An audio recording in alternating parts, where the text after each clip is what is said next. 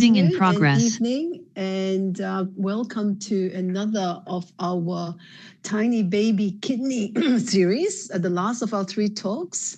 And thank you, Professor David Selewki from South Carolina, who has stayed up very, very late. It's almost midnight there for him to talk about why AKI and fluid balance matters for the little person. So David has, we just found out, moved from his home of Michigan, 12 hours down to South Carolina as a nephrologist 6 years ago. And he's extensively prolific in his writing, more than 250 articles in AKI. And he is on the steering committees of many, many, many groups with cool acronyms, including the Neonatal Kidney Collaborative, NKC, the KidMO group for kidneys in ECMO, and the best one of all, the We Rock study group for worldwide exploration of renal replacement outcomes collaboration in kidney diseases. Oh my God, I don't know who does this. This is a part-time job for you guys to come up with these acronyms. Don't answer that. It turns out there's an acronym builder online you can find, I promise. Thank you. We'll do that. So my co-hosts are Kurt and, of course, Anki, driving again during school holidays. And as usual, about 45 minutes for the talk. Type your questions on the chat pane. And we look forward to hearing all about this, David, before it gets too late. Thank you so much. The floor is yours. Thank you. Thank you so much for the very kind introduction and the opportunity to come speak. We'll talk about acute kidney injury and fluid balance in babies. These are some pictures of Charleston, where I call home. My disclosures are not relevant to this talk, other than to say I get to play in a lot of these multidisciplinary sandboxes, which is great. That's one of the great joys I have with my work. So we're going to talk about acute kidney injury, fluid balance, fluid overload, and then some of the epidemiology and some what are considered to be cutting edge things that are out there in the world today. And hopefully have a little bit of fun and answer some questions. To set the stage for this, though, we need to revisit neonatal renal physiology. You can go back as far as embryology and nephrogenesis, as much as it sometimes hurts to think about. But in reality, nephrogenesis occurs between the 5th week and the 34th to 36th week in babies. That becomes important because it does not continue postnatally. And so when these babies are born, that is a risk factor if they're born prematurely, both for acute kidney injury and for subsequent chronic kidney disease later in life. That's one of the things we have to appreciate. Now, as you all know, there's a lot of changes that occur in the blood flow postnatally. Usually around birth, the kidneys get about 2.5 to 4% of the cardiac output. That changes to your adult amount to about 25%, later in adulthood. So there's big changes that occur there that are similar to the other changes you see in terms of the increased systemic vascular resistance and then a decrease in renal vascular resistance that drives blood to the kidneys. Which is important. This is driven by angiotensin, changes in the angiotensin system and prostaglandins, which is why individuals on ACE inhibitors and or on NSAIDs can be prone to kidney injury. The newborn kidneys are, some people like to say dumb. I don't know if it's necessarily dumb, but they're not as smart as our kidneys are as adults, hopefully. They do have limited concentrating ability. Part of this is the gradients haven't built up yet. Part of it's resistance to ADH and sort of the natural diuresis that can occur. They also notably waste substances, so glucose and amino acids can be lost in the urine, and that can be a normal finding in neonates, as well as they typically will have lower bicarbonate thresholds. Okay. Importantly, for when you think about how you go about AKI diagnosis and you want to do things like fractional excretion of sodium, which nephrologists love, well, neonatal kidneys and premature kidneys don't absorb sodium as well. And so some of those tests can be challenging to interpret depending on your degree of maturity. So taking all this together, there's a lot of changes that occur in the kidney function that set the stage for this perfect milieu that can lead to acute kidney injury and challenges with fluid balance. Here's one example where you can see the GFRs in preterm neonates up to term at birth, and then what changes over the first 2 weeks. And what you can see here, particularly pay attention to, is that term neonates tend to mature more quickly and do better. And the classic teaching for nephrology board exams is that you get to your adult BFR by about 2 years of age. So what does this mean for serum creatinine? Serum creatinine is sort of the quote unquote gold standard for how we define kidney function. It is a marker of function, and that's an important point to be made. But you do see changes in serum creatinine, and they differ. The behavior of these changes differ over the first week, depending on your gestational age, and that can impact how we diagnose AKI as well when we think about the definition. So with that context, we'll talk a little bit about neonatal acute kidney injury. That's sort of my only delve into embryology and those sorts of things, I promise. But when we talk about anything in neonatology and actually across medicine, one of the really important points is that we all speak the same language, right? And you do this with, I know you do this for bronchopulmonary dysplasia, you do this for grading of HIE and other sorts of things, but having a definition is really important because it allows you to speak the same language. Most importantly, to compare studies, and then to think about criteria for interventional studies. And importantly, start to think about how you can impact outcomes. So mortality, length of stay, subsequent CKD, and improve what you see at the bedside. So the definition of neonatal AKI that is currently the consensus definition and the one that we've agreed upon is called the neonatal KDIGO definition, or neonatal modified KDIGO definition. For neonatologists, KDIGO is the Kidney Diseases Improving Global Outcomes. It's a society in the nephrology world that comes up with consensus things like AKI definitions. Okay, this was modified to neonates, and what it relies on is rise in serum creatinine from the previous trough.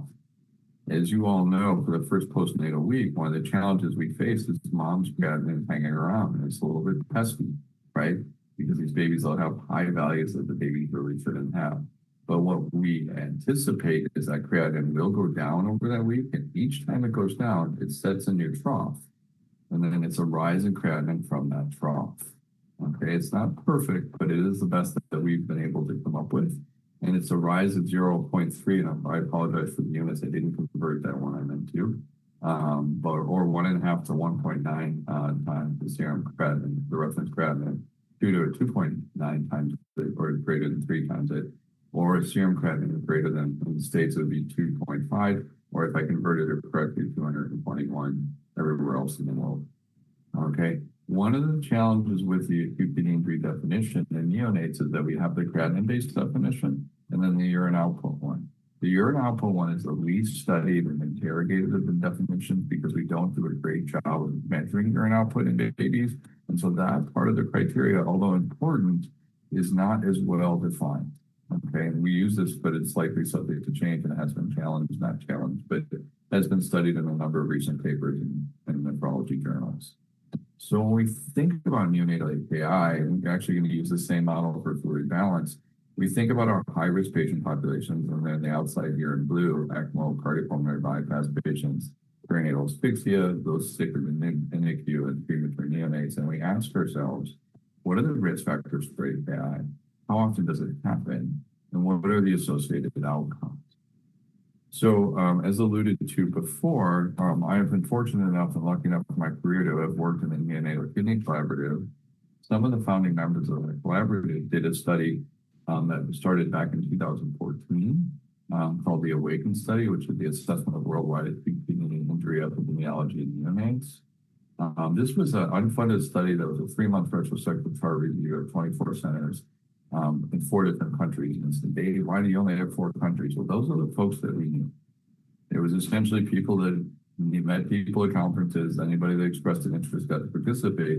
But 15 years ago, this was not just a developing topic. And so we pooled our data, and the inclusion criteria were infants that received IV fluids for greater than 48 hours.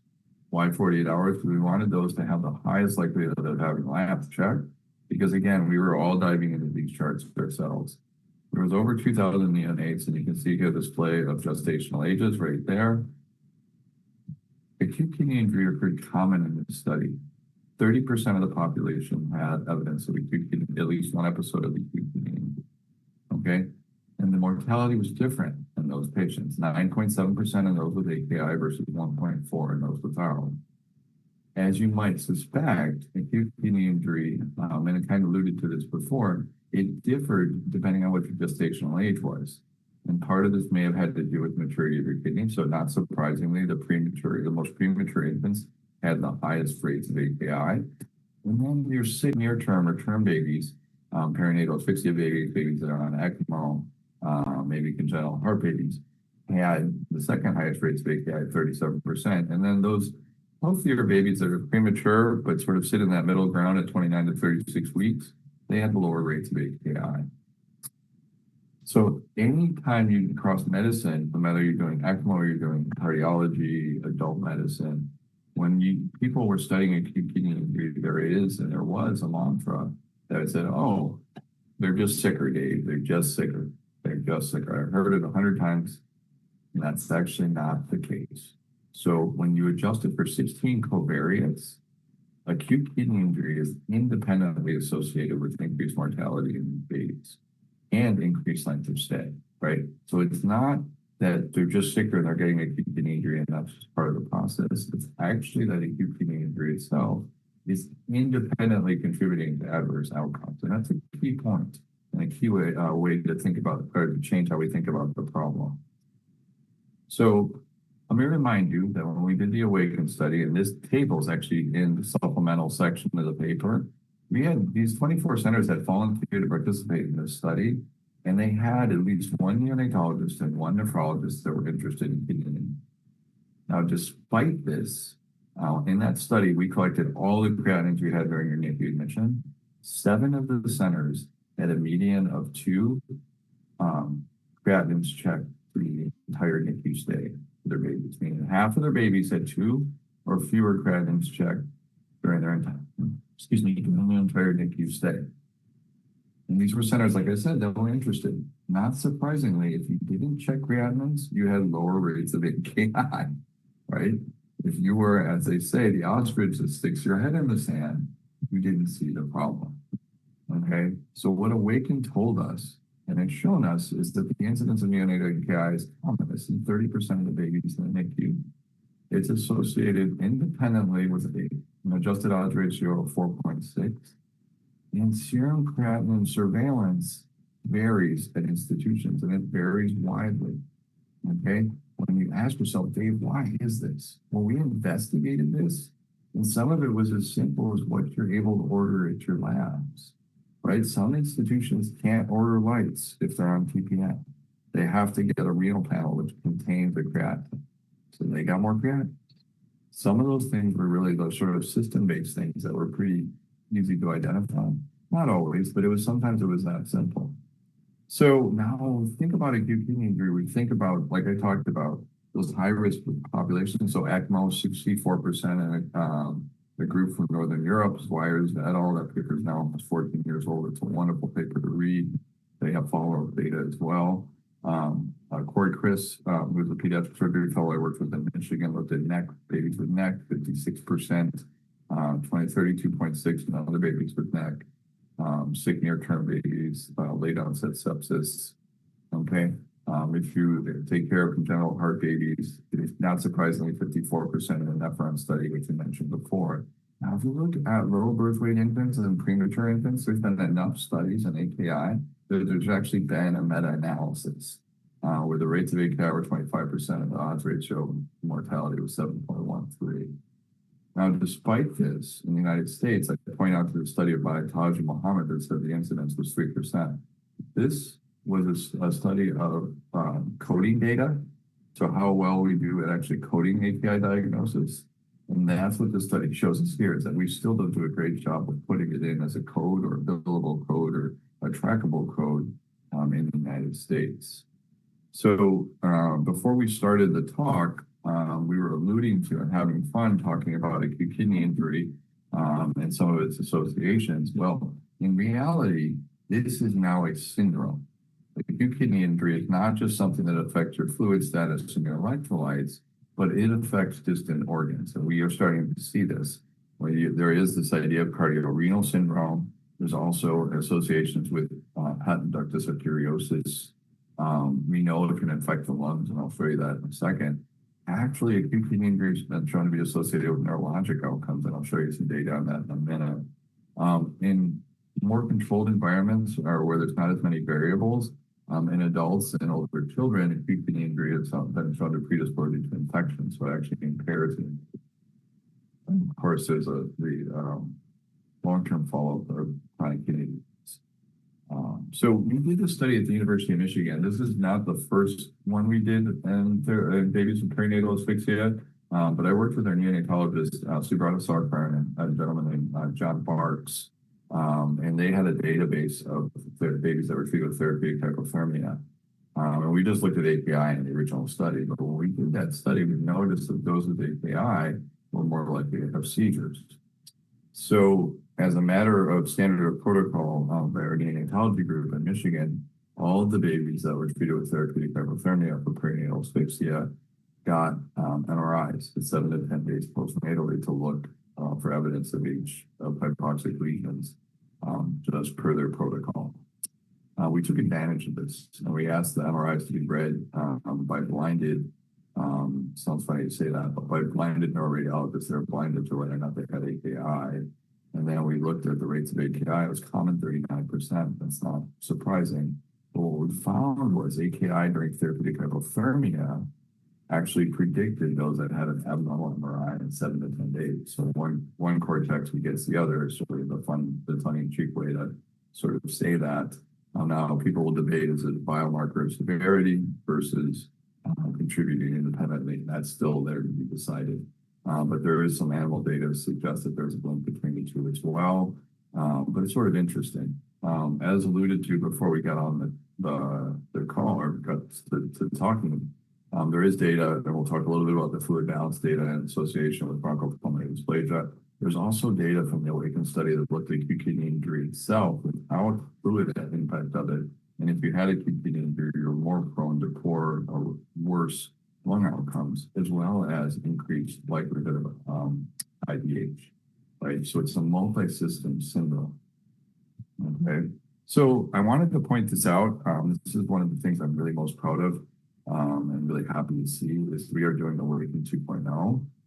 The original AWAKEN study had 24 centers, but they were from only 4 countries. And most of 22 of the sites were from North America.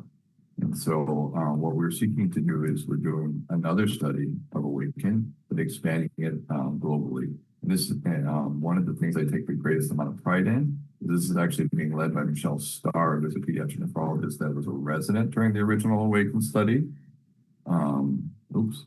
And Ruth Batista, who is an expert on pediatric nephrology in Portugal and neonatal AKI. So being led by the next generation, so I don't have to work this hard when I get older. So importantly, we're trying to expand it, but we're also going to look and do follow-up. And the study now has, I think it's over 60 centers, and thousands of babies have already been entered into the data set from across the globe. So look forward to more data from that. That'll be more representative globally of what we'll see. So AKI is common and bad, okay? That is true, all right? It is a true fact that acute kidney injury occurs commonly in sick neonates and is independently associated with adverse outcomes. But what can we start to do about it? Well, the first step is to understand your population. Your population may be different than mine, or different than other centers, depending on what you do at your center or what your specialty is, or what level of NICU you have. But understand the factors that occur around the time of delivery, so pre-gestational, gestational, peripartum factors that can predispose you to AKI. Understand who your high-risk neonates are, right? The epidemiology data gives us insight into this. These include preterm neonates, those that are small for gestational age, those with low birth weight, obviously kids with heart disease, congenital heart disease, ECMO, so on and so forth. And what are the high-risk procedures? The times when a baby can go from being okay to being at risk for acute kidney injury. There's the cardiopulmonary bypass, obviously, complex birth, ECMO, surgical procedures, neck is one of them, CEH repair. As you might imagine, we don't treat a lot of cancer in that population, so that's nothing into the table. And then high-risk states, right? You heard David Ashkenazi last week talk about a lot of these high-risk states as leading to oliguria, things where you have low oncotic pressure, low renal perfusion pressure, right? Remember, the kidneys are just like the brain. There's a cerebral perfusion pressure in the brain, or there's a renal perfusion pressure in the kidneys. So if you have increased abdominal pressure or hypertension, I don't know what that number is, but if it's increased, you may need a higher mean arterial pressure to perfuse the kidneys. And the neonatologist taught me this well over 20 years ago now, a guy named Bob Schumacher and Bart at the University of Michigan, that urine output was one of the best measures of end organ perfusion. I think that is true. So despite this, one of the things that we really fail at is recognizing and communicating that babies have acute kidney injury. Okay, and these are in the United States. Jennifer Charlton's group did a really nice study that was some of the seminal work in very low birth weight infants that was done in Virginia. This study showed acute kidney injury was common, just like we did in AWAKEN, 40%. But of those babies with acute kidney injury, 13% of them had it documented in their discharge summary. The thing that we use to communicate with people that are supposed to follow these kids up. Okay. Same thing happened in AWAKEN, almost exactly the same number. 13% were documented in the discharge summary. So we have not been doing a great job of communicating that these babies have acute kidney injury. So what can we do about that? Well, Michelle Starr, Tahajid Mohammed, and my boss, Catherine Plumley, before I got here, I would love to take credit for it, but I didn't have it to do with this. In each of their institutions, they developed API protocols in their NICU. And they differed slightly. And if you want to read about how they were different, you can read the papers. At MUSC, nephrology gets involved early on after diagnosis of AKI. The point is that through a collaborative effort with neonatology and nephrology, each institution developed a protocol about AKI recognition and diagnosis. And what happened, no matter what the protocol was and the specifics were, when they did a pre-post analysis, it improved AKI identification, it increased nephrology consultation, which I think is a good thing, but I'm biased because I'm a nephrologist. Increased nephrology follow-up, which in the States is where these babies are going to be followed if they're at risk for CKD. And interestingly, by educating people about the problem, we actually decreased the incidence of it. Okay, and this is a phenomenon that you'll see in a minute when we talk about nephrotoxic medications as well. Sort of an interesting thing. Nephrotoxic medications in the NICU is a really, really interesting point. It's something that we all know happens, but there wasn't a ton of data out there about how often babies can be exposed to nephrotoxic medications. Erica Roan and Jennifer Charlton again studied this almost 15 years ago now. They looked at 107 very low birth weight infants. And they listed their nephrotoxic medications here, and I really don't think any one of those medications would be debatable as being nephrotoxic. And you can see here most commonly in this population was gentamicin and indomethacin and vancomycin. AKI rates 26%. But look at the burden of exposure. So the median number was 8 days of nephrotoxic medication exposure in this population with an IQR of 3 and 21, meaning a quarter of the population got over 21 days of nephrotoxic medications during a stay. That seems like a lot. And that's important. Why? So in older children, pediatricians have led the way on now children like pediatric patients up on the wards. This was led by Stu Goldstein and the group in Cincinnati. They developed a project called NINJA. Again, another really cool acronym. I think pediatricians are just have fun with the acronym builders. But NINJA stands for nephrotoxic injury negated by just-in-time action. Okay, and what that is in older children was if you're on 3 nephrotoxic medications, your pharmacist was made aware, and they suggested you check a creatinine because you're at high risk for AKI.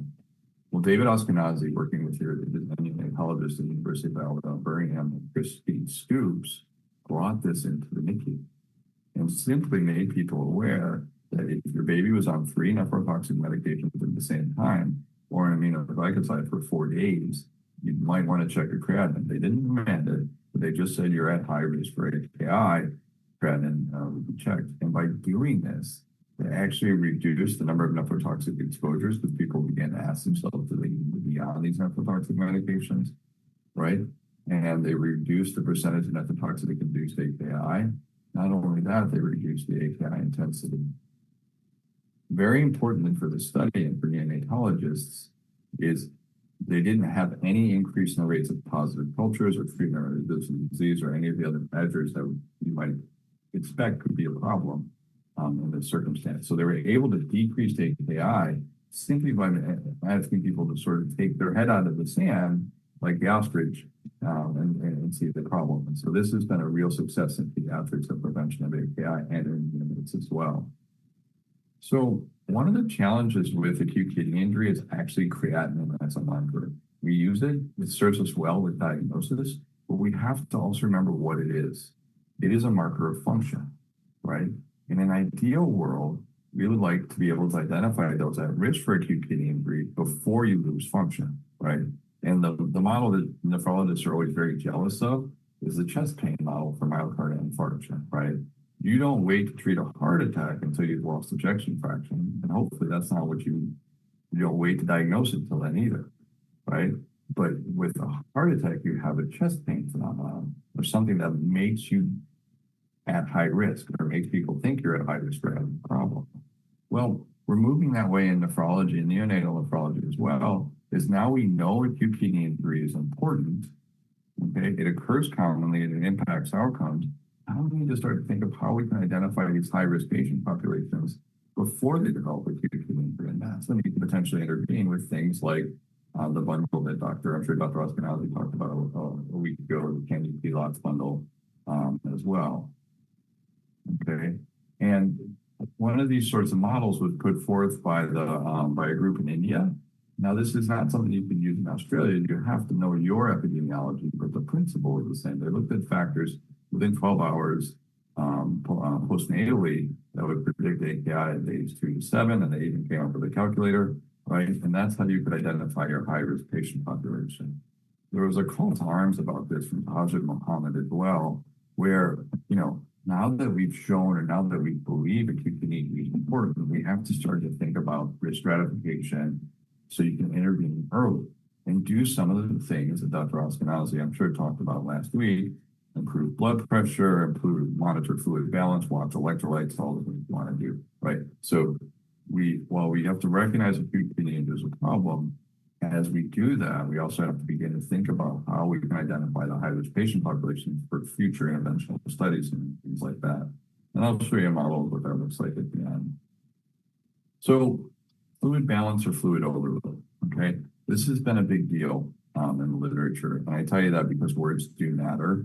One of these words is very biased and one is not, okay? And in order to understand that, I'm going to tell you where we came from in nephrology. And that's why the term fluid overload used to get thrown around a lot. Now we've moved towards fluid balance. But why did that happen? Well, when fluid accumulation and its side effects was first identified as a problem, this was done by Stuart Goldstein's group. And this led medicine. This wasn't just pediatrics. This was actually all of medicine when he identified this and sort of spread across the entire critical care nephrology community. He started with a 21-patient cohort in Baylor, and he identified the degree of fluid accumulation at CVHD initiation as predicting outcomes. He called it fluid overload there, and that made sense, right? This was a group of patients going on dialysis. Fluid overload is a reason you go on dialysis. It's the O part of the AEIOU indication for dialysis. And he confirmed this with the CRT registry. Now, what happened in the literature is people then started treating every positive state of fluid balance as fluid overload and stating it that way, and that's inappropriate. That was a biased way to do it. So when you're going on dialysis, it would make sense to call it that. Now, we try to use more unbiased terminology. To be fair, I was called out by my partner who helped us write some of these papers. The senior author on it, his name's Ronnie Gillette, neonatologist at the University of Rochester in upstate New York. And when we got on these calls, I was a young nephrologist, and I was gonna define this and find that and talk about fluid overload. And just, Dave, you can't call it that. You don't even know what that is. And she was right. And actually, she was ahead of her time. The entire critical care nephrology community in pediatrics and neonates has now moved away from using the term fluid overload indiscriminately, and now we use the term fluid balance, right? Fluid balance is the difference between input and output that can be expressed as daily or cumulative. It's the vital sign. It's an unbiased way to describe something. I like fluid balance in neonates because you can be negative and you should be negative at certain time points in neonates. In older children, you'll hear some people use fluid accumulation because they don't really aren't negative at all. But saying negative fluid accumulation sort of makes my mind hurt. So we use the term fluid balance in neonates. Fluid overload is when a state of positive fluid balance is associated with pathology. Okay, it's when there's a consequence to it, but you have to prove that that is. Okay, it's not all states of positive fluid balance. Two ways to define it. It becomes very, very important. Input and output methods, so cumulative ins and outs, or changes in weight. The changes in weight, and both methods are anchored to an anchor weight that has to be adjusted. So somebody somewhere, especially in the NICU, has to determine what the quote unquote dry weight is, or for instance, how long you're going to use birth weight as the anchor weight. We can debate that. So now in that construct, we'll talk about fluid balance in neonates and go back through the same thing. Risk factors, how often does it happen? And what is fluid overload? I don't know that we know the answers to all these questions, but this is a nice way to think about it. And this is a paper that we did with Ronnie. Ronnie Gillette was a senior author. If you'll notice in the Neonatal Kidney Collaborative and AWAKEN, there's always a neonatologist and a nephrologist partnered together. That's very much our mantra, which is great. This was a secondary analysis of the AWAKEN study, and these are the sick term, near term. So we split off the term and near term from preemies because they're obviously different pathophysiology. But we looked at fluid balance in the first postnatal week. I like this study because we challenged ourselves. How do you define fluid balance in a neonate? We had two ways in the AWAKEN study. We actually collected ins and outs data, and we collected daily weights.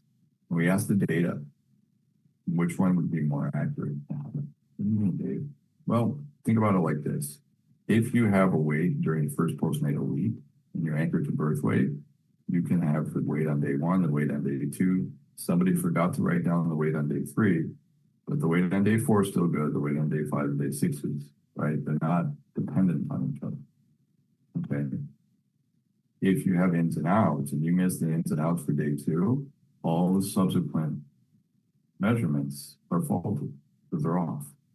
And so we asked the data, how many weights do we have out of all the possible weights? And it was 80% versus the ins and outs. And it was 3/4 of them. And so we chose to use weight-based methodology. Okay, and we looked at mechanical ventilation on postnatal day 7. Each, on bivariable analysis, each of the fluid balance measures metrics were associated with the mechanical ventilation on postnatal day 7. On multivariable analysis and adjusted analysis, only fluid balance postnatal day 3 didn't play. The rest of them did. And so this does say that fluid balance in the first postnatal week is important. And as alluded to when we were discussing this before, you see some negative numbers here, right? And that's what we expect in this population, right? We talk about the expected diuresis in the first postnatal week, and these are just the term babies. I'm going to show you data about preterm babies in a minute. Okay, we asked the same question for the preterm population, so less than 36 weeks. And in this case, 91% had weights for all the days that were available versus 71%. So we used weights, mechanical ventilation. And here, you can actually see a nice sort of stepwise in terms of the rates of mechanical ventilation, especially in the youngest babies at less than 29 weeks. And then the greater than 29 weekers were a little bit smaller population. Lowest fluid balance, postnatal day 3, all of it played a multivariable analysis. Fluid balance predicted mechanical ventilation on postnatal day 7, and being negative at postnatal day 7 was actually protective, right? Which is something we alluded to before when we were discussing this. A really fun study that was led by Michelle Starr, who I talked about earlier, was a secondary analysis of the PEANUT study. So the PEANUT study in the United States was a preterm erythropoietic neuroprotection trial. After these studies are of a certain age, the data actually becomes publicly available as part of the NIH funding mechanism. And so we pulled down the publicly available data and did this analysis. Then again, led by Michelle Starr, asked the same question, but this time we had 14 days worth of data. Okay, weight-based, same thing. And not to beat the sort of horse here, same story. Fluid balance during this time was really important. But again, right, like we talked about, look at how many of these babies are negative, right? And in fact, in preterm babies, less than 28 weeks gestation, I think it's pretty common for them to be negative in their first couple of weeks. I'm a simple nephrologist. I don't ventilate babies, but in my experience in dealing with the AKI kids we see, I am always a little bit more concerned if I see a preterm baby that's less than a week old who's above their birth weight, right? I think that's not necessarily a good thing, okay? And this is seen here a little bit too in a single center study done by Dr. Mohammed. Again, here, the median lowest fluid balance in this study of 1,380 neonates at the Ohio State University, minus 7.8% change in the birth rate. This is over the first 14 days. What's interesting is the peak tended to occur around day 13. So why does this matter? In my opinion, this challenges one of the concepts that we don't know the answer to, which is when do you move away from using your birth weight as your anchor for fluid balance calculations? I feel very comfortable that it's not the first week, but then from the first to the second week, at what point do you have to change or adjust that anchor weight? And it needs to be studied, and this study would suggest that as well. And she found the same thing, okay? Now, sepsis, so sick babies. I like to study because I heard a lot of people debate what is sepsis and what is sepsis in the NICU. Culture negative sepsis, antibiotics for extended days. I think Dr. Goldstein's group actually had a great definition there. Positive blood culture and 5 days antibiotics. I think that's very reasonable in terms of sepsis, and that's what they use. Their definition of fluid overload, and I should say positive fluid balance, but this was before the change in terminology, was greater than 10% on your first day. That's a lot of fluid within 24 hours of being diagnosed with sepsis, right? So if you're a 3-kilo baby, that's 300 mLs of fluid. So that's 10%. Now, in this study, and in a model that included acute kidney injury, fluid accumulation of greater than 10% was independently associated with increased odds of mortality. Not to ignore one of my favorite groups, the Kidmo group, which was alluded to before. I would love to take responsibility for the logo, but I didn't do it. My good friends did it. Heidi Murphy, who was a neonatologist, now her name is Heidi Stufflick, studied the neonates in the Kidmo cohort, which is 446. She looked at different etiologies for neonatal ECMO, so cardiac, pulmonary, and CDH. Okay, and not surprising. And the reason I show you this data is they behave differently, and their fluid accumulation was different.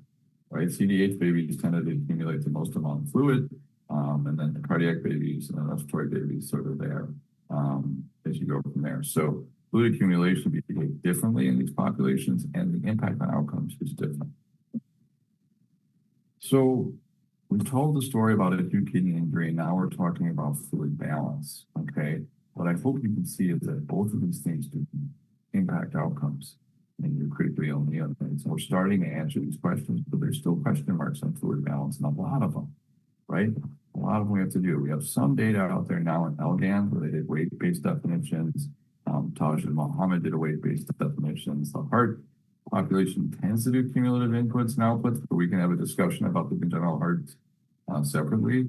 One of the shortcomings with doing ins and outs for congenital heart patients is only God knows what happens to fluid in the OR.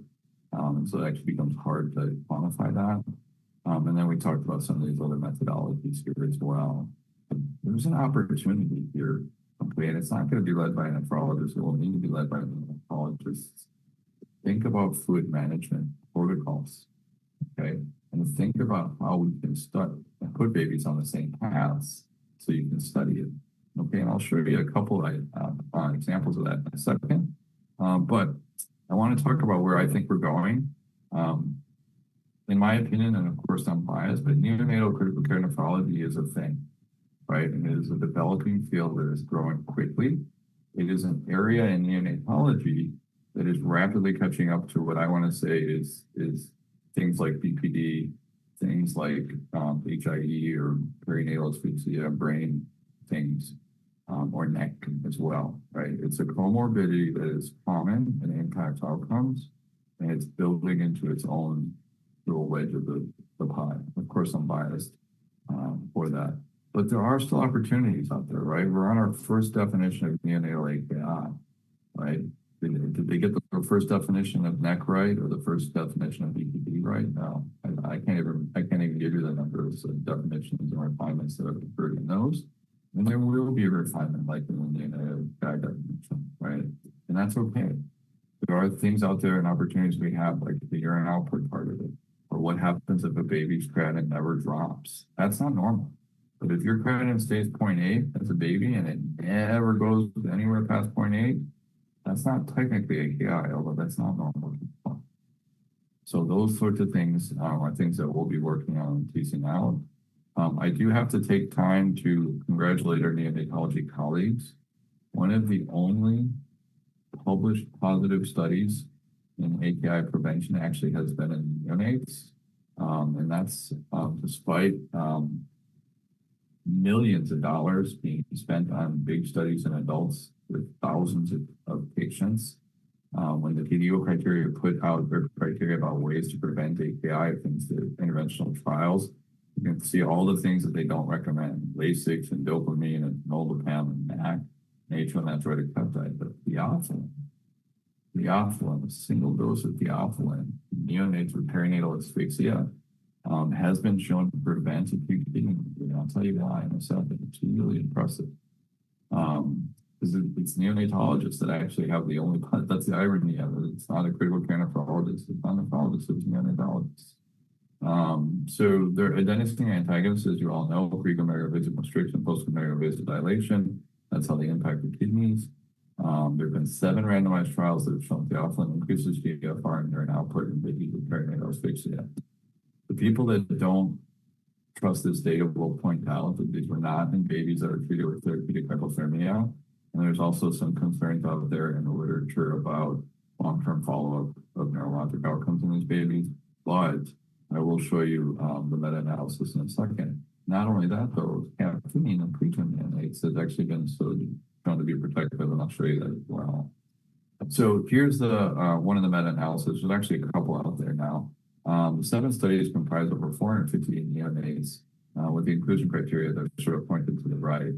As somebody who tries and thinks about doing clinical trials, what I like about this is that this is a tight and tidy criteria, right? You're very narrow in terms of the pathophysiology you're talking about, and we can argue about specifics of it, but in reality, it's a very distinct kind of sick that you're talking about, perinatal asphyxia, and a pretty agreed upon definition with only subtle changes, and it combines clinical data and biomarker data, which really becomes important.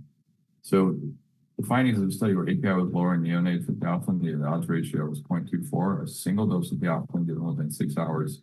The doses were a little bit different, but higher urine output and improved fluid balance at day 3. And this worked, as I mentioned before, because it made sense, right? Adenosine is one of the things that causes vasoconstriction in the face of hypoxia, and it was targeted, right? A very tight and highly inclusion criteria. Not only that, though, AKI and fluid balance were the outcome, right? If you tried to give theophylline in a dose so that you impact mortality, the mortality in that population is not, it's high, but it's not high enough that you could power a study to do that. And instead, AKI and fluid overload were the outcomes of the study. I think that's an important point. So what about premature neonates? I like this study a lot. It's hard to actually do this in the States now because caffeine is used so pervasively for prophylaxis in terms of happening prematurity. But when we did the original AWAKEN study, it was just starting to gain momentum. So there was a huge chunk of the population that didn't get caffeine in preterm neonates. And so Matt Harrer, who's a neonatologist, looked at this in those less than 33 weeks, and those exposures to caffeine in the first week of life, the outcome of AKI in the first week of life. And the hypothesis was that caffeine administration would be associated with reduced AKI. Turns out it was. And it was a slam dunk. So, yeah, and it was particularly profound in those less than 27 weeks. But number needed to expose, and they didn't like the term needed to treat. The number needed to expose was 4.3. And if you were less than 27 weeks, it was 2.2. So caffeine is found to be effective. Now, we can't do that study now in the US because it's become very common for premature neonates to get caffeine as part of the protocol during the first postnatal week. Other areas where I think things are really going to be moving in terms of neonatology fluids is this idea of developing fluid management protocols so we can study this. Okay, and here's an example of one here published in the Journal of Perinatology. Here's an extreme one that I participate in at the Medical University of South Carolina, but I always my good friend Heidi Steflik, in this paper, Heidi Murphy, developed this before I came here. But she has a protocol that every baby in the NICU that goes on ECMO gets put on CRT for fluid management so that they don't get to be 40 or 50% fluid up like some of the CDH babies were in the kidney data set. There's very good pathophysiology to justify that. And we could have that discussion a little bit later if I go off on a diatribe about it, but I want to save time for questions. So we can ask me that question later, and I'll be happy to tell you why I think that. So yeah, well, finally, I want to show you where I think really the future is going. And this is not a neonatal study, but I hope someday it will be. Stu Goldstein has helped to codify this idea of risk stratification, biomarker deployment, and then identifying high-risk patient populations in the study called Taking Focus. Another good acronym. It's the trial in AKI using NGL fluid overload to optimize CRT use. This is in older children, but at the heart of it is risk stratification, utilizing a biomarker of actual injury to identify high-risk patient populations, and then intervention, or then changing what you're doing, whether it's fluid management, whether it's diuretic, deploying diuretics, or whether it's even Ross-Nazi's 10 kilowatts bundle. The point is, if you develop something where you have a high-risk population, you're now changing the NICU, you use something like a urine biomarker of actual injury, right? Remember, creatinine's a marker of function, and we want to get to a world where we're not losing function to do that.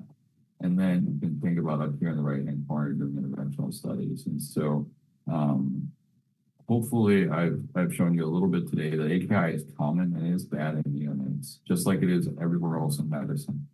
Okay, it's important to know your institution, know what your screening is. If you are screening, understand your epidemiology. There's ways to prevent AKI, like nephrotoxic medication exposure. I think the future is developing this idea of neonatal renal angina, which is fun.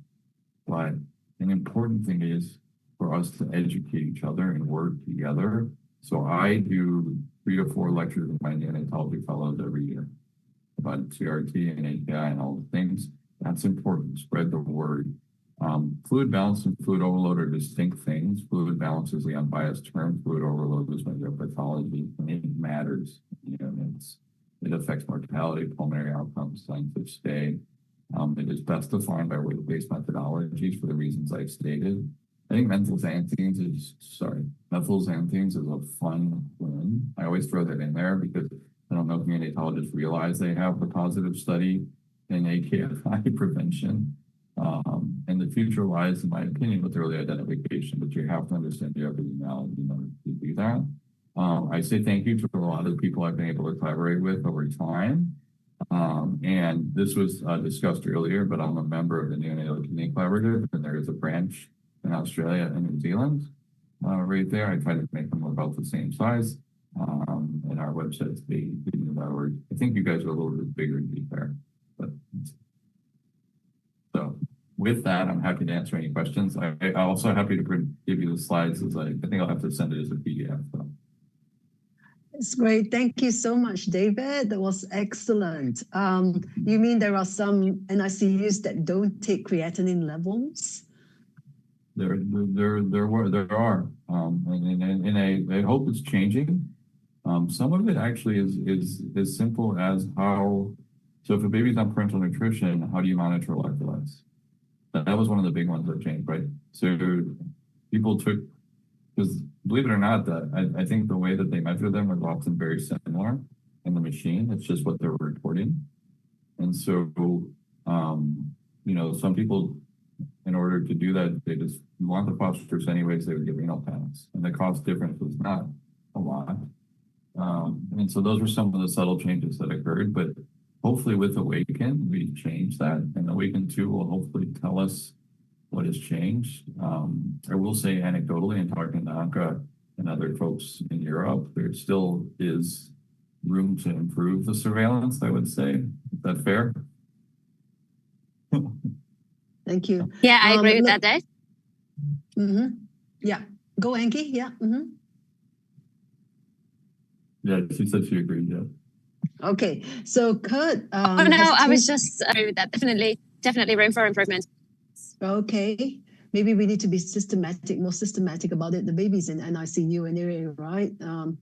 Okay, so Kurt's got two questions. I'll give him the benefit of co-hosting privileges. Go, Kurt, and then we'll move on to Shripada.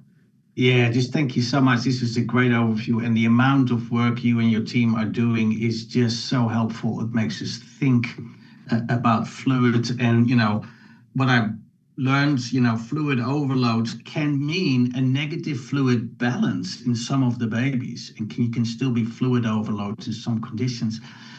You already highlighted a little bit on it. The AWAKEN one was just, let's start somewhere. And I think it was a great start. Now we're getting AWAKEN 2. Are you going to try different definitions to test them out? Because I thought the 18% AKI in the not so sick group is a bit too high for a population basis. It is. I think you're right. And that's one of the things that we did with the original AWAKEN study. We started at the beginning of challenging definitions, but we are going to interrogate it. And one of the challenges with the definitions is the beauty of it right now is that all I need to know is your previous number and be able to multiply by 1.5, 2, or 3, which I don't even need a Billy chart to do. I don't need a a PDA scorecard or a SARNet or anything like that. It's ease at the bedside, and so it's always weighing that perfect definition to something that is clinically easy. So we are going to interrogate the different definitions, but also be careful not to take away some of the beauty of the bedside use of it as well. That's the balancing act. The definition has done what we wanted it to do. It does predict those with adverse outcomes, and you don't want it to perfectly predict it because then you can't intervene and prove it. And so, I think the future lies in beginning to think about how we can risk stratify things and things like novel urinary biomarkers, which don't even require blood draws, that you can use as well. Will be there. Great, thank you. Shripada from Perth has a question. Feel free to unmute yourself, Shripada, if you want to. What he's found in the meta-analysis that they did of non-randomized controlled studies showed that excessive as well as inadequate weight loss was associated with worse outcomes. Are you planning any trials to address this question? So we haven't quite yet planned any trials. I have noticed in working with the neonatology groups, even in the United States, an extraordinary variation in fluid management, especially in the PREMs and the premature neonates. We have groups that I could drive to from here in a couple hours that put kids on extraordinary doses of Lasix and diuretics to dry them out. And they've published on this and done trials on this as well. And then other groups that sort of go the other way. In reality, to being on either end of the pendulum is probably not the right place. It's probably a sweet spot in the middle. And I highlighted that individualized fluid protocol to think about how we can do trials and do studies that actually go based on the patient's response. Instead of putting everybody on X amount of Lasix for 4 weeks, no matter what, you actually want to tailor to the patient's response to it, because we know some babies respond to it really well, some babies don't. What's, too dry, that they look like a raisin, so on and so forth. And so we aren't quite at the designing stage yet, but I do think it's something that really needs to be done and done well. But I think it's going to be one of those individualized treatment regimens where you you sort of go through a Venn diagram of how the patients respond to things and what the goals are. Really good. And that'll take into account things like vent settings, right? What's the goal of managing fluid and premature neonates so that you don't have to destroy the lungs ventilating the baby, in my opinion, to make the kidneys work. But as Kurt says in his next question that he didn't bring up just then was that we try not to interfere with the baby too much, especially when they're born very, very early. So I guess we could weigh them on the cribs, right, Kurt? But what is more important? No touch. Yeah, You know? and there's Yeah. also some Yeah. of the papers, Dave, you quoted, they actually use daily urine and weight sort of combined to then target a certain weight loss. It makes sense to me to do so, but I also can see the problems with it. Have you encountered a center who does that, and how difficult is that? So we weigh the babies every day, but we just opened a new children's hospital a few years ago, and the decision that was made way above my pay grade, and I'm very happy we did it, was that the incubators all do weights.